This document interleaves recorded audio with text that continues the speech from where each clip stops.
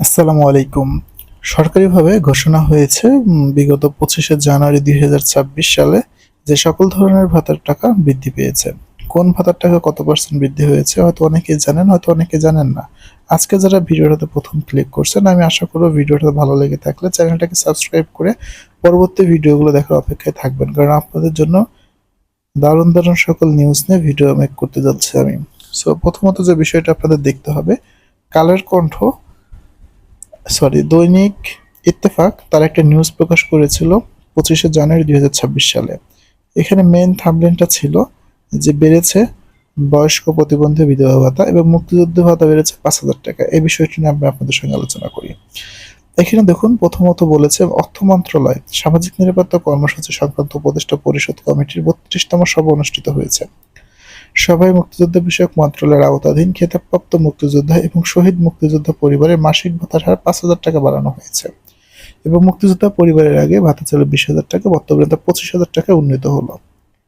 এছাড়াও বিধবা, বয়স্ক ভাতা, বিধবা ও স্বামী নির্গহিত নারীদের ভাতা, প্রতিবন্ধীদের ভাতা এবং মা ও শিশু সহায়তা কর্মসূচির আওতায় দেওয়া মাসিক ভাতার বাড়ানোর সিদ্ধান্ত সহ বেশ কিছু সিদ্ধান্ত নেওয়া হয়েছে।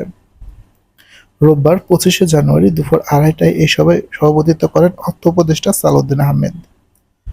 ২০২৬ সালের অর্থবছরে সামাজিক নিরাপত্তা কর্মসূচি সংক্রান্ত একটি কমিটি কার্যকরিতাভুক্ত হয়েছে। মোট ১৫টি সামাজিক নিরাপত্তা কর্মসূচির উপকারভোগীর সংখ্যা ও ভাতার হার নির্ধারিত হয়েছে। এখানে বলা হয়েছে, সবার সিদ্ধান্ত অনুযায়ী সামাজিক নিরাপত্তা কর্মসূচির এই সভায় মুক্তিযুদ্ধ বিষয়ক মন্ত্রণালয়ের আওতাধীন খেতাবপ্রাপ্ত মুক্তিযুদ্ধ, শহীদ মুক্তিযুদ্ধ পরিবারের ভাতা ৫,০০০ টাকা। এটা বাদ দেই, সমাজ কল্যাণ মন্ত্রণালয়টার দিকে ফোকাস করি। সমাজ কল্যাণ মন্ত্রণালয়ের আওতাভুক্ত বয়স্ক কার্যক্রমের উপকারভোগীর সংখ্যা ১ লাখ বৃদ্ধি করে ৬২ লাখ উন্নীত হয়েছে।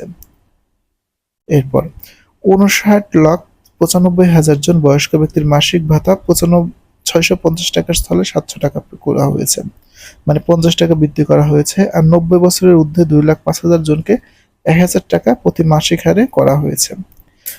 সমাজ কল্যাণ মন্ত্রণালয়ের আওতাভুক্ত ২৯ লক্ষ বিধবা স্বামী নির্গহিতার মধ্যে ২৮,৭৫,০০০ জন ৬৫০ টাকার স্থলে ৭০০ টাকা করে পাবে।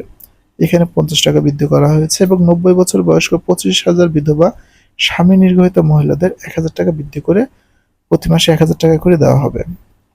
এরপর আসি প্রতিবন্ধী ভাতা শিক্ষাবৃত্তির ক্ষেত্রে। ৩৬ লাখ প্রতিবন্ধী ব্যক্তির মধ্যে ৩৫,৮১,৯০০ জন মাসিক ভাতা ৯০০ টাকা হারে এবং ১৮,১০০ জন মাসিক ভাতা ১,০০০ টাকা হারে করা হবে।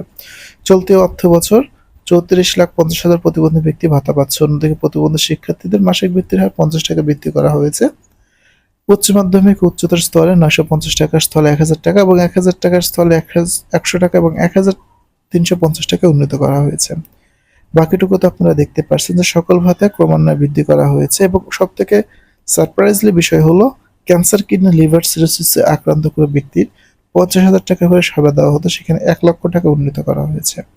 এবং মহিলা শিশু বিষয়ক মন্ত্রণালয়ের আওতাধীন মা ও শিশু সহায়তা কর্মসূচির উপকারভোগীর সংখ্যা ১,২৪,০০০ বৃদ্ধি করা হয়েছে এবং প্রতি মাসে ৮৫০ টাকা করে দেওয়া হবে।